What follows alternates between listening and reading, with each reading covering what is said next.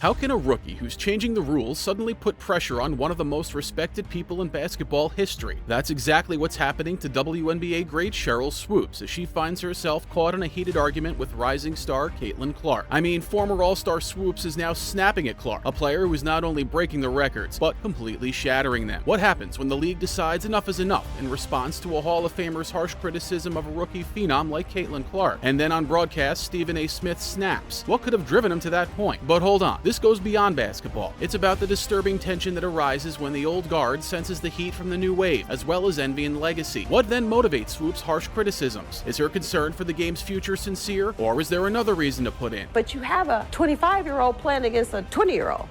Like, you should be killing them, because you've been doing it a lot longer than they have. Clark right now probably takes about 40 shots a game. It would be so interesting to witness how Swoopes tried to highlight the racism debate. Like, first of all, black people can't be racist. Don't forget to like and subscribe to our channel as we're going to explore if Clark allows Swoopes' remarks to ruin her, or will she rise above the commotion and establish her own legacy in WNBA history. Let's get into it. As the stakes have never been higher, this titanic battle is only getting started. Sheryl Swoopes, who once raised the bar for women's basketball brilliance, is now criticizing Clark, saying her success is only the result of publicity and good fortune. How does one renowned court supreme and sports superstar, Sheryl Swoopes, get into a verbal spat with the WNBA's most promising rookie, Caitlyn Clark? And what happens when controversial ESPN pundit Stephen A. Smith jumps into the discussion to argue for Clark? The rivalry is causing a stir in the sports world as a whole. It's more than just a disagreement of ideas. However, Stephen A. Smith, who never backs down, confronts Swoopes, saying, no. Sheryl, respectfully, do you have any idea how that makes you look? How does it stain any critique of Caitlyn Clark? Smith isn't only standing up for Clark, he's also challenging Swoopes to acknowledge Clark's groundbreaking impact on the WNBA. The Caitlyn Clark effect is evident, palpable, and true. She's smashing records rather than merely breaking them, bringing WNBA attendance and viewing to all-time highs. However, jealousy inevitably follows any significant achievement, and it appears Swoopes finds it difficult to accept that the light is being passed to a new generation. Is her critique sincere, or is there a deeper, more personal reason behind it? There's always been a discord between Swoopes and Clark. It all started during Clark's time in college, when Swoopes publicly expressed her doubts about Caitlyn's ability to play in the WNBA. So will Caitlyn Clark be a good pro? Absolutely. Will Caitlyn Clark come into the WNBA and do what she's doing right now? She went so far as to say that Angel Reese belonged in the professional ranks. I think Angel will eventually be a good pro. Although Swoopes was convinced that Clark would not take the lead right away, Clark has consistently outperformed Swoopes' predictions. Despite this, Swoopes is unable to give her the credit she deserves. Instead, she rips apart her accomplishments and makes baseless accusations. Swoopes argues that Clark's NCAA scoring record is less authentic since she allegedly played an extra year due to COVID-19. Well, Caitlyn should have broke that record in 4 years. But because there's a COVID year and then there's another year, you know what I mean? So she's already had an extra year to break that record. So is it truly a broken record? However, this claim is denied when you consider that Clark completed the required 4 years, just like Kelsey Plum did before her. If it's legitimate, you have to break that record in the same amount of time that that player set it. Okay. Right? So if Kelsey Plum set that record in 4 years.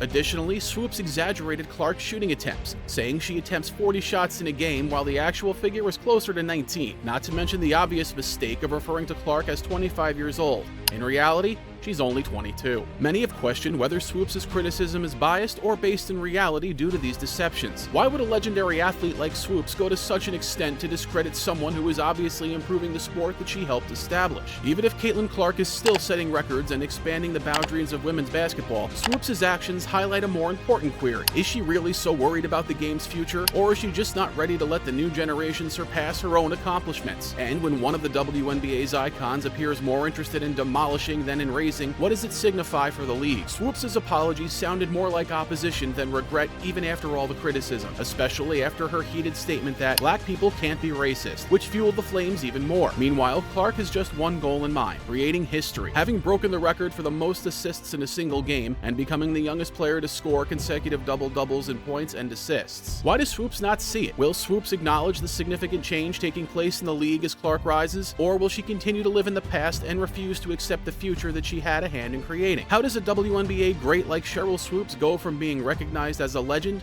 to becoming involved in controversy over a few harsh remarks? But it's more than just words. Swoopes has done something that may permanently damage her reputation. Is it jealousy, fear, or is there a deeper reason for Swoopes' backing of players like Diamond DeShields, aggressive and almost dangerous behavior? In a crucial Indiana Fever game, DeShields lost her cool when she intercepted Clark at half court with a foul so obvious that it created chaos instead of a calculated play. Critics and supporters alike could not hold back, criticizing it as a low blow and a nasty move against the newest trend in the game. The story gets even more interesting from here on. Swoopes didn't just remain silent. Instead, she went all in, supporting DeShields in a tweet that said, "Head up, kid, hate will not win. You are covered and there's nothing these evil people can do about that." The fallout, in preparation for one of the season's most anticipated games, Swoopes was removed from the WNBA broadcast crew. Was this only a message from the league, or is there a darker plot developing behind the scenes? Is this criticism truly this harsh, or has Sheryl Swoopes gone too far in showing how much she despises Caitlyn Clark? You know something's wrong even when ESPN's most outspoken journalist Stephen A. Smith can't remain silent. Not only did Smith disagree, but he also blasted Swoopes for what appears to be a personal grudge against the WNBA's most promising rookie. Let's analyze it. Instead of being just another player, Caitlyn Clark is driving the Indiana Fever to historic levels of TV viewership and game attendance. The numbers speak for themselves. The Fever is the league buzz. Swoopes appears to be focused on complimenting everyone rather than acknowledging Clark's influence. She's eager to point out the shooting of Lexi Hull, the scoring of Kelsey Mitchell, and the almost triple-doubles of Aaliyah Boston. But what about Clark? Radio silence. WNBA fans are finding it more difficult to overlook this obvious absence. Despite the fact that Clark is setting records and driving the Fever's success, Swoopes' reluctance to give her the credit she deserves is not just disrespectful, it is also harming Clark's reputation as a WNBA legend. And the story doesn't end there. Swoopes even went so far as to say that Angel Reese allegedly struggles with less support at the Chicago Sky, whereas Clark is successful only because she has superior teammates at the Fever. Clark and Reese are now tied for WNBA Rookie of the Year, so Swoopes' criticism of Clark's ability is almost funny. In their most recent WNBA Rookie Power Rankings, ESPN shockingly places Angel Reese over Caitlyn Clark, just when you thought the drama could not get any more intense. If you've been following the games, you're undoubtedly confused as to how all of this fits together. Reese's outstanding 22 double-doubles, including a 15-game string, highlight her skills and rebound, as highlighted by ESPN's rating that relies heavily on advanced stats. The worst part is that many of those rebounds result from her own missed layups. Yes, Reese shoots just 29% of her shots from close range, which is the lowest proportion among WNBA players. So, do these statistics actually convey a hole in vision? Does Clark's supremacy on the court hold the last say in this Rookie of the Year competition? One question remains as we delve deeper into this discussion. Is there anything more going on here? Or is this rating a representation of reality? We should discuss Caitlyn Clark's influence on the WNBA, because what we're seeing is truly innovative. Not only is this a rookie wonder enjoying a fantastic season, but she's creating history. Who has scored 500 plus points and dished out 250 assists, the fastest in WA history? That's not just amazing, it's revolutionary. Consider the most recent game between Sky and Fever. Not only did Clark outplay Angel Reese, but she also ruled the court as if she were a different player entirely. Clark had the game over before the final whistle even sounded, finishing with 31 points, 12 assists, and 4 rebounds in only 3 quarters. These aren't rookie stats. That's great first-rate playmaking. She made 8 of 14 field goals and 5 of 9 from beyond the arc. In the meantime, Reese, she shot 3 of 8 from the floor and only pulled down 10 rebounds and 8 points. There is no comparison at all. It was more than just a milestone when Clark handed out her 10th assist, shattering yet another rookie record. But let's zoom out for a second. The Indiana Fever finished 13-27 in the previous season. Now that Clark is in the lead, they are 16-16 and fighting for a postseason spot. Not only is she improving herself, but she's also bringing her team up, enabling players like Aaliyah Boston to grow under her direction. How about the Chicago Sky too? Having Reese on the roster is making things harder for them than they were before. Although Reese is not solely to blame, it casts doubt on a rookie's actual influence. Clark has a profoundly transforming impact on the court. Her passing, vision, and long-range shooting are opening up the floor in ways never seen before. Furthermore, it goes beyond the numbers. Let's now explore the alleged rivalry between Reese and Clark. Reese is unquestionably gifted and has a bright career ahead of her, but Clark is a very different beast. Reese herself has added a few motions and moves to the mix, but on the court, the comparison is ridiculous. Some are attempting to inflate this rookie rivalry. This astounding statistic shows that even though Clark is 4 inches shorter than Reese, she averages more blocks each game. Not a rookie, but a seasoned veteran would be expected to have that type of defensive influence. Not to be forgotten is the ultimate score of 101-88 in the Fever vs. Sky match. Clark and the Fever won handily, and as she exited the court, the Chicago audience even gave her a standing ovation. This game was all ESPN needed to reevaluate their rookie rankings. Not only did Clark outperform Reese, but she also cast doubt on the notion of a rookie race. Regarding the Rookie of the Year discussion, Clark's performance against the Sky should have put an end to it. She is, without a doubt, a great player, and not merely the best rookie. The coaching team of the Indiana Fever deserve praise for seeing Clark's talent and making the most of it, notably head coach Christy Sides. Her strengths have been the foundation of their offensive, which is paying off nicely. The Rookie of the Year debate, it's over. Clark settled it with the ball in her hands and the crowd on its feet. Have you watched the last quarter of the Dallas Wings vs. Indiana Fever game? The game appeared to be slipping away from the Fever when Kelsey Mitchell and Caitlyn Clark decided to change the screenplay. However, this wasn't just about one return. Rather, it was about a pair that had the power to transform the Fever completely. What they did in that game has the potential to change the WNBA completely. Mitchell and Clark scored 64 points in total, which is more than half of the Fever's final tally. However, we must not undervalue the significance of their coach, Christy Sides. When the season first started, the Fever appeared to be a group still fighting to figure things out, but they've come together as a unit under Sides' direction. The Fever's recent performance may lead many teams to underestimate them. Nevertheless, they may believe that this is just the same old Fever, a playoff team that wins easily. However, that would be an awful mistake. This squad has a fresh perspective and is prepared to disprove everyone. The team's development throughout the course of the season is arguably the most significant element. Of course, winning a championship is still a difficult task, but it's becoming increasingly possible to make an impact in the postseason and upset a favorite. And this is only the start. No matter how things turn out in the end, the Fever is achieving something extraordinary with Clark, Mitchell, and the rest of the group. Let me know in the comments, and don't forget to like and subscribe so you don't miss out on our future videos where we dive into even more highly skilled players in the world of the NBA. We've got more gripping basketball stories, breakdowns, and analysis coming your way. See you in the next one.